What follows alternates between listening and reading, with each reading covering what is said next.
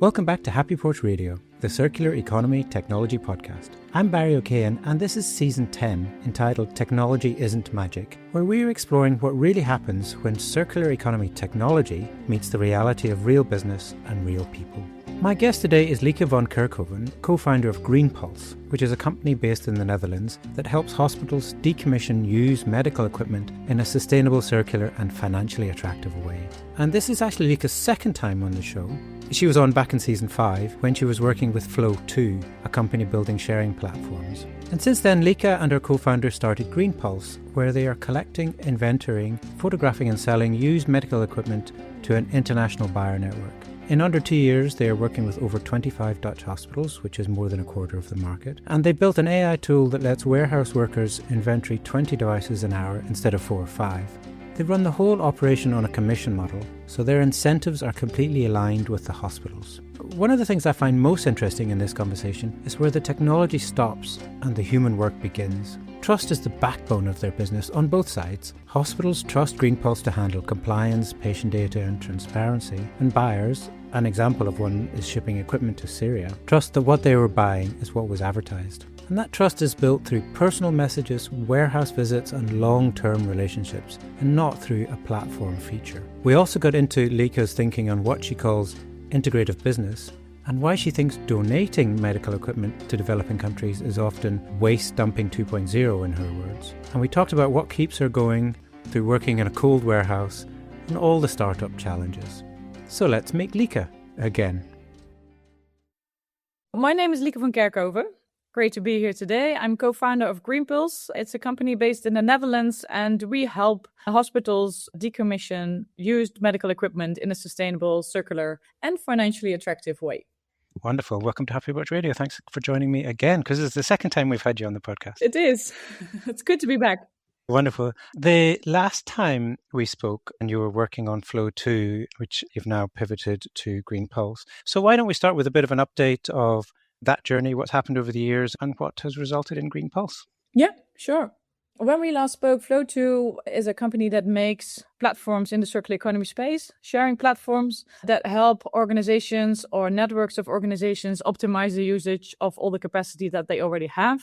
So we've made a number of successful platforms, including PharmaSwap. That's a platform where pharmacists exchange a medication that's otherwise going to expire within the pharmacy. So it's never been to a patient. It has always remained in the pharmacy, stored under controlled conditions. But that pharmacy doesn't have a patient for that particular package of medicine. And then they can sell it to another pharmacist who does have a patient. So they prevent the wastage and they also save a lot of money. But we also run a platform, I'm saying we, but I'm not there anymore. It still feels very mine for a Danish health government. It's a very big organization, 40,000 people work there. And they have a platform to optimize the usage of the furniture they have. So they're recycling their own furniture and they are crossing the threshold because they spend millions of Danish krones on furniture annually. And they have crossed the threshold of value in recycling rather than buying new. And that's also very impressive.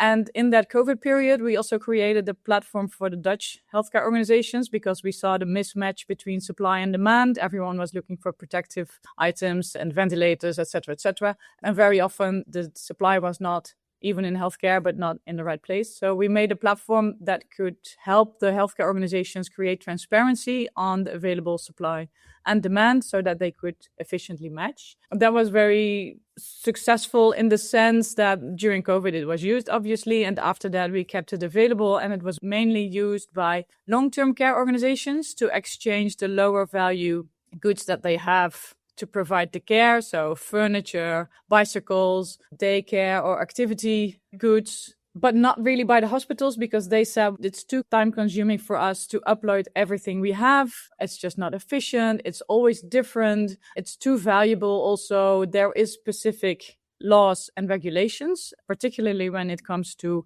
medical equipment. And we got that specific question at some point from the hospitals. Can you help us with this medical equipment because of the MDR regulations in particular? And since we've been doing the work on PharmaSwap, exchanging medicine is also under very strict regulations. So we had experience in implementing that in a platform and in a workflow. So we tried to also do that for the medical equipment, and we succeeded. But then we ran into the issue that there was a very Dutch marketplace crowd. So there was a supply, but there was not really demand because the used equipment is not needed by another Dutch hospital. Usually it goes abroad.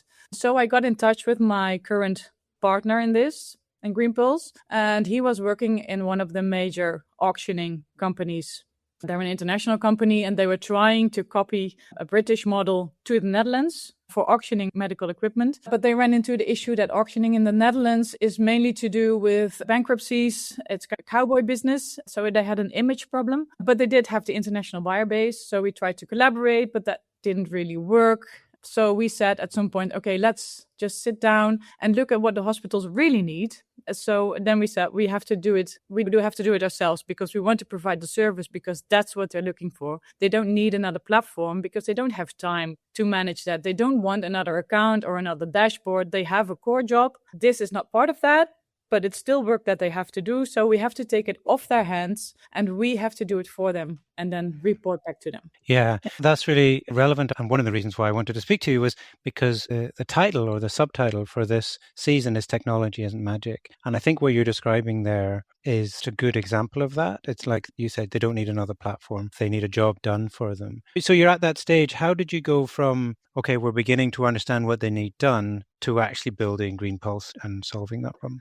Yes, we partnered up with a logistics company and we went to talk to the hospital to get their problem very clear. And so what they said is they have 3 options currently for medical equipment. Either they trade it in with the supplier, who is not very likely to bring it back to the market, so they will usually destroy it. They can sell it to a traditional broker, but they will not give the hospital the best price, of course, because that's their business model. They will only take away the beautiful pieces, the most financially valuable pieces, or it sits in a basement or a storage room until someone has had enough and decides to throw it all away.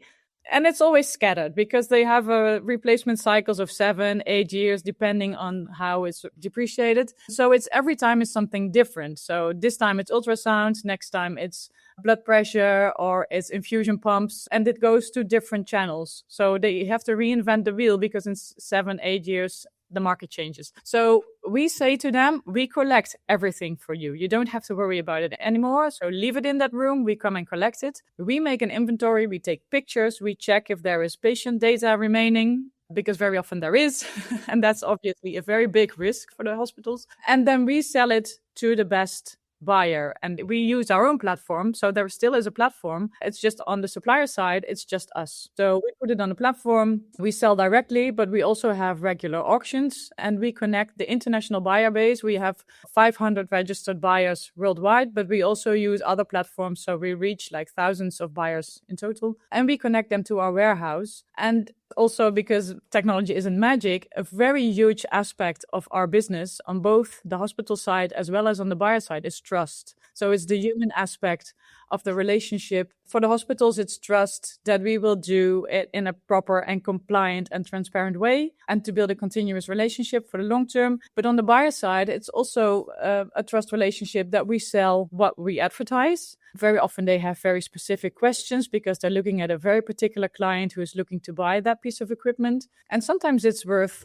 tens of thousands of euros. So you really want to know who you're buying from. So even though we use a platform, there's a lot of personal contact with the buyers as well. They come to our warehouse, they inspect stuff in advance. They come here regularly just to walk around and take the beautiful pieces. So trust, human relationships on both sides of the platform is essential. So trust is so important there. And where do you start to build that? As you said, you've got these relationships, you've spent that time, you've got people physically coming to see the products. But when you started, how did you start to build that trust? Did you start with a community of buyers for your co-founder, for example? Where did it start? Yeah, we started from scratch, basically. So my companion, he had a number of buyers in his network from his previous work. But what we've always had at the center of all communication and everything we've done is transparency. We're in it for the long run. And if we have new buyers and they have questions, we really try to answer it as best as possible. We make videos of the device. We take proper pictures. They can call us. They can WhatsApp with us, which they do very often. So we've really invested in those relationships. But we did have to start from scratch. But the good thing is that there's a huge demand for secondhand equipment in the world. So they're also very opportunistic, willing to buy. If you do that in a proper way and you show them, you make the pictures of the software versions and of the critical parts of that equipment, then you can build quite fast. Yeah. What role does the technology play in that? As you said, you're using the platform for videos and images and so on. How crucial is that? Could you be just doing it with WhatsApp? How crucial is the platform and the technology that you've built? Yeah, it's essential, actually. It's the backbone of our business because it's so diverse. Not one piece of equipment is the same. We've worked with Excel files in the beginning. Nearly killed me. No, we started building our own platform pretty early on in our journey. It was not the intention when we started, actually. We wanted to use existing auctioning services and marketplaces that are available, but we find that they don't match our level of service. And also because trust is so important, we really want the people to be in our platform and be in direct contact with them, because not all platforms allow you to communicate with buyers in advance or afterwards even. Yeah, we built our own platform to have our own auctions under our own conditions. But we've also integrated smart tooling, AI tools that help us make an inventory of the equipment that we get, because that's very time consuming and it required expert knowledge because it's so diverse. And it's also very prone to making mistakes. If you have to type in the serial numbers, which is just a random combination of letters and numbers, and your companion is dyslexic, that's just not very helpful. So we created an AI tool that allows us to upload the technical details of any given device with just a couple of pictures. And we're now piloting that, and we now have a student working in our warehouse at this moment. He had some training now, and in the hour he does 20 devices instead of 4 or 5. Yeah. So the fascinating thing about that is you've described, so we've got a sort of two-sided marketplace that's finding the people and so on, and they've got the crucial importance of trust, and then you've also got just the operational, like doing the work, both that you mentioned, logistics partner, and then the technology and building the tooling to help you to do all of that. Like any startup or any early stage business, that's a lot of different hats to be wearing and so on. What is the biggest challenge? What's the thing that sort of keeps you awake and you go, this is the thing that I'm really struggling with to make this work? Right now, we had a discussion this morning. We're now in the situation, because we've been growing this with 2 of us. Now we have a student that's helping us in the warehouse, but we're doing a lot of operational stuff, like you say. We also have to organize logistics. Sometimes it's like taking over an entire department of a hospital. We take care of that also. It's a lot of planning, etc., etc. But it's also doing the marketing, brand positioning, and it's so diverse. So we're at this point that we can do it all, but it prevents further growth. So we're in the situation where you want to hire someone, but maybe they don't have enough work yet. But if we don't, then we won't be able to grow enough to hire that person. So it's the catch-22, I guess, every growing startup is facing at some point. And also the skills and the talents that we as founders have is not necessarily what's needed for the day-to-day work at this moment, because we are builders and groundbreakers, and you just need someone who's keeping the train on the track. Yeah. What keeps you going then? Since the last time we spoke, you've been through this big transition, moving away from that previous platform, which was successful and we're working with for a long time, and then pushing through, starting a new thing and juggling all this work. From your own point of view, what keeps you going? What motivates you? Yeah, what motivates me is the new things. So I like doing new things. I spoke to your friend in Scotland last week, and that was very inspiring. And we have a lot of cool ideas, but I'm not able to share them yet. It's so new, but that inspires me. And I've been to ambulance services recently. It's a completely new source for equipment. It's completely different because they operate in a very different way than hospitals. But I would be so excited if we could get a couple of ambulances and get them to Eastern Europe or to Africa. So the new things, looking at new markets, maybe go to other European countries. That's what motivates me. Also, when you're so invested in the day-to-day business, sometimes it feels like it's going really slow or you're rowing against the stream. But then if you can have some time for reflection, I had the opportunity to pitch at a conference last week for a Future Proof Award. And it's always a great time. You get to tell your story in 4 minutes. If you tell that story, then I'm thinking, wow, I'm really proud of what we've achieved in less than 2 years, because we've been struggling. It's been hard. In our previous warehouse, it was so cold. We've had hard times, and we said to each other, this is why so many startups fail, because people are just not prepared to do it. And we did, and we're in a good warehouse now, and I have heating. So a chance to step back and then sort of celebrate that 2 years of work. Yeah. Yeah, and we're both, my companion and I, we're not very good celebrators. So when we achieve our nearly achieved the target, then we've already pushed the line. If both of us have that, then, we really have to stop and celebrate. It's a conscious effort for us to do that and look back and see what we've achieved. Yeah. This conversation is another chance to do that then, hopefully. Yeah, exactly. And just wanted to step back to a couple of things you mentioned there. One was the buyers. So you described people in Eastern Europe or in Africa, but what does the buyer profile look like, and what is the story behind them getting this technology? Yeah, so it's really diverse. Some of our buyers are very high-end niche buyers. So they're really looking for very particular brands, very new equipment, for example, only lasers or only microscopes or that. And you have more broad, more generalist buyers, and they tend to have warehouses in their country of origin where they employ medical technicians that can actually do something with the equipment, make repairments or upgrade software, and then resell it with training, service contracts, spare parts, etc., etc. So really service like new. And the newer the equipment, the closer to home it stays. It goes to Germany, Belgium, France, Italy, Poland, and the older it is and the further away it goes, the more buyers want to buy because they try to fill up a container before they ship it. Yeah. Okay, that is really interesting. I often hear stories about how, here I've given this piece of equipment or this item a second lease of life, and there's a sort of element of pride tying back to your success story of being able to make the technology available in places where maybe they couldn't have afforded it, or whatever the story is. Is there an element of that as well, like some stories that you enjoy about these products going to places? Yeah, very much. That's why I like if buyers come to our warehouse, because if they don't send a driver, you can talk to them. So last week we had a really great story. We thought they were Germans and they bought between 10 and 15,000 euros worth of a lot of equipment, and they came with a truck, but they turned out to be Syrians. And all the equipment was going to be donated to Syria. So I asked, but who's paying for this then?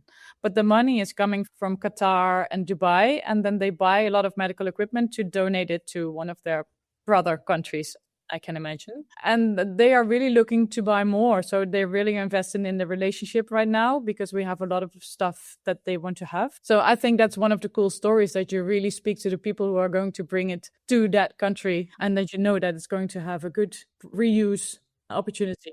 Yeah, I don't know if this is true, so I'll phrase it as a question. Is that only possible through like the fact that it's a secondhand product, that it's a circular business? That level of trust, would that be different if you were selling new product? Maybe it would be different buyers. Is it because it's a circular business that you have that kind of feeling? Not necessarily because it's circular, because honestly, sustainability is not really an item for our buyers usually. It is for the hospitals that we get the equipment from, but not for the buyers. For them, it's usually the difference between having equipment or not having anything at all. So buying new is not even an option. Sometimes they like the older products because they are more easily repairable, they're less high tech, and very often they already have a couple of that particular model. So if they buy an extra one, they can repair the other ones, or people are trained on that machine, so they know how to use it. So the older models, yeah, they're very popular in second and third world countries. Yeah, I have heard horror stories of people donating these equipment to certain parts of the world and then them sitting in the room somewhere because they haven't got the right software or the skills or the people with the knowledge. It's why I'm not a big fan of donating. Been in Africa a lot. I've worked in Ghana for a year, but previously I've been in a lot of health facilities, and it's a beautiful piece of equipment and it was donated with the best intentions, but people don't know how to use it, or they don't have the spare parts, or the software licenses are run out, so they can't use it. Sometimes it's even so silly as that the plug doesn't fit because it's a different electricity. And in my opinion, that's just waste dumping 2.0, because you're not helping them, you're just giving them another problem and they have to deal with it. And what you do every time you bring in a container of free stuff, you outmarket the local entrepreneur. So the guy that is trying to build a business, maybe employ some people to actually do some work on the equipment, also buy the spare parts or the disposables that are required for that particular machine. So I'd rather sell to a local trader than donate it for free. And that's a pretty powerful story as well. Tying that back to what you were saying about often from the hospital point of view, sustainability as in not just throwing these machines away is part of the story, but presumably they're also getting some value back. But sustainability isn't maybe on the agenda for the buyers. I wanted to segue to something that you've written a little bit about recently that you call integrated business. Am I understanding correctly that's where that thinking is coming from? And can you tell me a little bit about what that is? Yeah, that's exactly it, actually, because I've been in the sustainability space for a long time, but I have a medical background. I've studied medicine before, and I was trained as a Western doctor. And the Western theory is quite arrogant in the sense that it thinks that it holds the holy truth. So the Western way of performing medicine is the way, and then we want to ignore everything that we call alternative, which is sometimes centuries old traditions. But there is a lot of wisdom there, of course. But because it's alternative, it has a ring to it. It makes it less serious or less evidence-based or whatever. And so you have something called integrative medicine, and that is trying to take the best of both, so the best of Western medicine, but also the best of some of the what we call alternative, evidence-based everything, and they integrate it into what they call integrative medicine. And it looks at a person as a whole, including the body, not just systems, body as a whole, but also lifestyle, social environments, purpose, all the things that are very important for someone's health, perceived health, and they make the patient the owner of their health and the doctor a coach rather than the hierarchical relationship that they traditionally might have. And I thought that was brilliant. And coming from the sustainability space, circular economy, etc., I've also seen that we are talking past each other because there's traditional business, also the Western holy grail, so to say, commercial way of looking at things. Then there is sustainability, there's impact, there's circular economy, there's ESG, etc. Best intentions, but that doesn't match, not good enough, because if it would have been an immense success and we would not have a problem anymore. So it's not. You have these huge conferences, and if you look at how many people are there, you would think, that it would be a great success, but it's not. And I think because people are talking past each other, it's just two different languages. And all the terms in the sustainability space, they also have a ring to it. It's soft, it's not core business, it's not commercial. So it's always the first thing that gets scratched off the agenda if things get tough. So inspired by the integrative medicine story, I thought we should have something like that in business as well, because very often these commercial and sustainability aspects, they can be beautifully integrated, like we do with Greenpulse. Circularity is in our design. And with technology coming up, particularly AI, that is going to take over a lot of the rational thinking, the cognitive intelligence that is made so important in the Western commercial way of looking at businesses, that's mainly driven by cognitive intelligence. So if that is taken over by technology, then that frees all those people up that are doing work behind the computers that can be done by machines. So what can you do then? What are you as a business if that is taken away? If that work is done by machines, it means that people are freed up to do the human work. So like we're doing in Greenpulse, we're integrating the circular and the commercial. We're using a smart AI tool that frees us up to do the relationship building with both our hospitals and our clients. So it's allowing us to be more human because the machine is doing the repetitive work.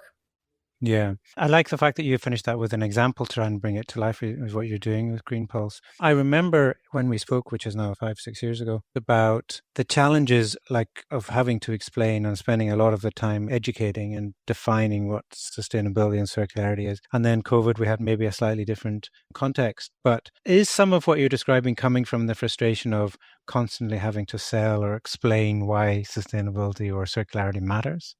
Yeah, of course, because I didn't see it really improving. Of course, when I started in 2012 with Flow 2, circular economy was very young, so it's logical that you have to explain it. But the further away along the road we got, I didn't have to explain it anymore, but I also didn't see it translate into action on the workplace. And I think we also spoke about that back then. I already said circular economy is in fact a rational framework for a spiritual revolution, because the problem isn't the business models and the technology, because it's already there. The problem is the way we perceive that we are separated from each other or nature or whatever, that there is a duality there, because it's not. We're all integrated. But the fact that we don't feel that, that's the root of the problem. To talk about spirituality in a business environment, sometimes it gets very inspiring conversations, but it can also make your audience like completely turn away.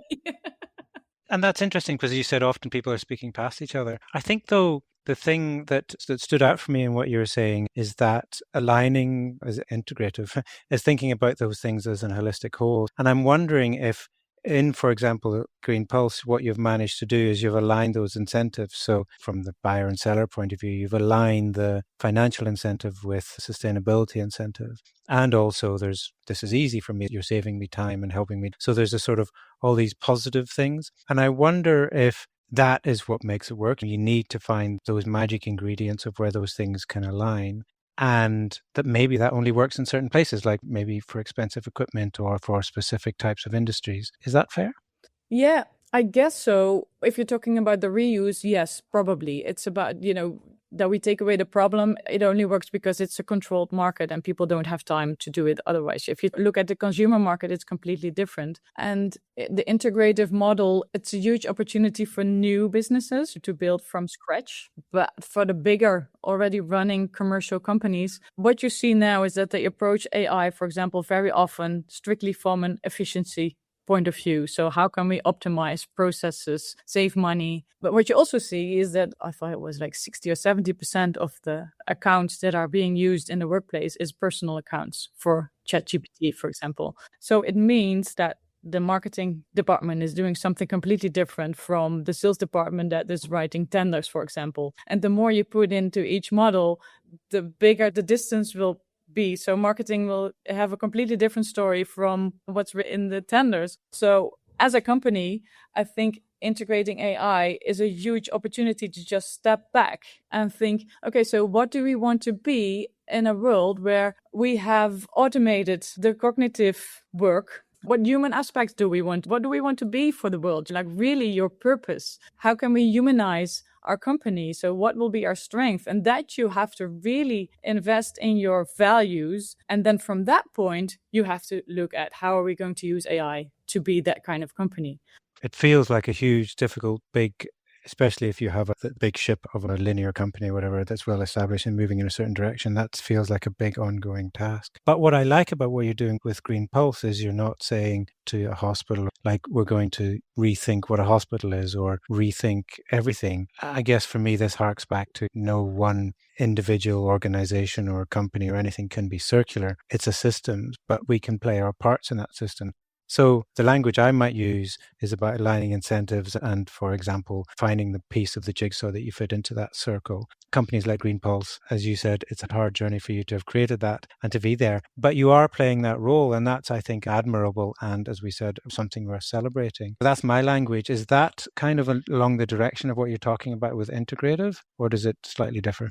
Yes, so integrative is also about seeing a company as a living being. Like the human body consists of thousands of cells and they are communicating and creating the whole. The company is, of course, also cells, human beings inside and also interacting with it. And if you look at the circular economy, then very often people think that it means that the company producing the stuff, for example, also needs to be responsible for taking it all back and closing the loop. But that's not what's happening in nature. Different parts get done by very different, sometimes very unlikely players. So I also think that indeed, looking at the hospital, we're taking up this small piece for them. And there's millions of opportunities for other companies to do the same. It can be within the hospital or it can be outside. So we have to let go of these rigid frameworks that things have to be in a certain way and let the creativity flow and the opportunities. Is that what you meant with your question?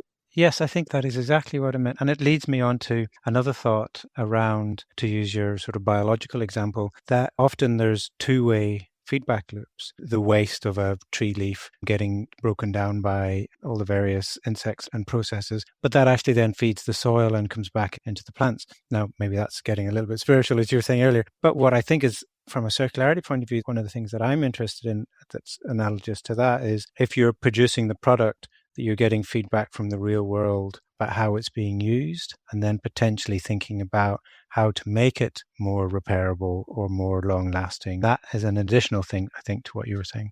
That would be very integrative, but that's not what's happening, of course, now because most companies are not integrative. They're just stimulated by growth. Every quarter there has to be more growth. And in medicine, if something grows endlessly, it's either cancer or it's a parasite. And yeah, that's what it is. And that growth is terminated if the host dies. But in this case, the host usually never dies because the economy is built to grow inevitably. So it's a very unnatural phenomenon, actually. And for that feedback loop to change, I don't know what needs to happen. We all have our own buying power, of course, but I think that's going too slow because at home, people have a certain consciousness. People try to make conscious decisions, and not on every aspect, but either on healthy food or reducing their waste or traveling differently or whatever. You don't have to do them all. You pick one that resonates with you. But if you could bring that personal preference to the workplace, because somehow in the morning we get up and we put on a certain code and we leave all of that behind and we go to our work. We talk about it maybe at the coffee machine, but when it really matters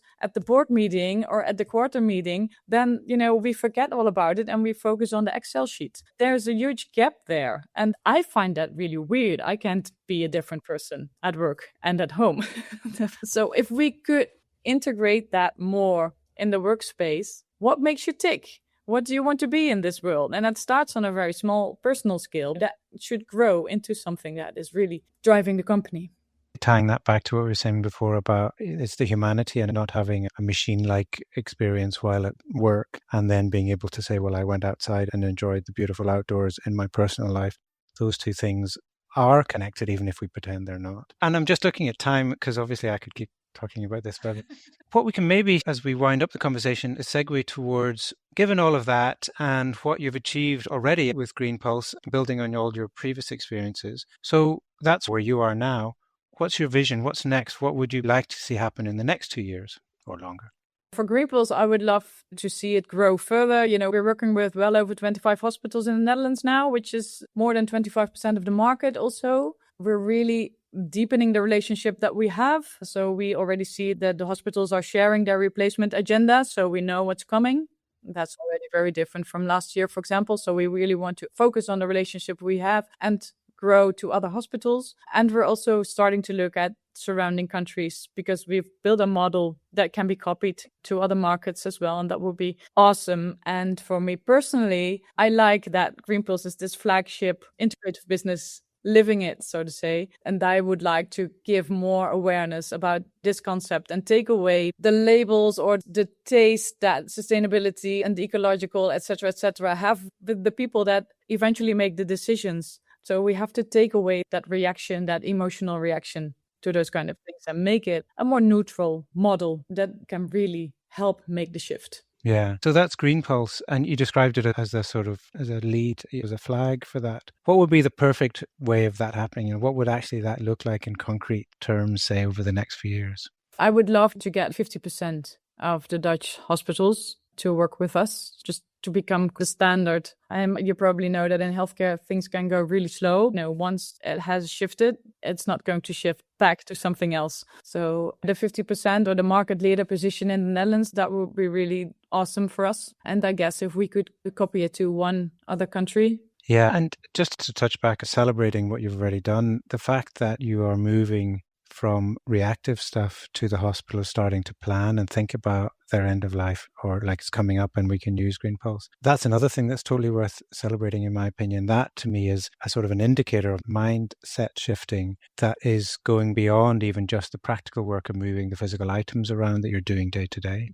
Yeah, it really means that they're seeing us as a partner rather than a commercial buyer or something, because then they would not have that sense of trust. And because of our commission model, I didn't even mention that, but we only work on commission basis. So our incentives are completely aligned with the hospital, and that makes it that they want to share this kind of information with us and work on the long term. They are happy if we earn, because it means that they also earn. And you use aligned incentives there. That, to me, I think is the beauty of everything you're describing there, aligning the incentives through the whole journey. So for the hospital, for the buyers, from your own energy and enthusiasm and the things that you're learning there and adding there. Thank you so much for sharing all of that. As I said, I would love to, maybe in shorter period than 5 years, we can have the conversation again and see the next great success. But just finally, for those listening who want to find out more about Green Pulse or reach out to you, where do they go? They can go to the website, which is greenpulse.health. or find me on LinkedIn or send me an email. Yeah. Excellent. Thank you so much again for joining us. As usual, all those links, a full transcript and everything we've talked about will be on HappyPorchRadio.com. Thanks again for joining me. Thanks, Barry, for having me. And let's not wait 5 years indeed. No, let's not. So that's it for this episode. A huge thank you to Lieke for coming back and sharing what has been an incredible journey since we last spoke. If you are based in the UK, we are looking for partners to help us celebrate our 10th season with an in-person event. So if you have a venue, ideas, or just want to be part of it, get in touch. hosts@HappyPorchRadio.com. And remember to join the email list at HappyPorch Radio to keep updated with every episode. Thanks for listening and see you again.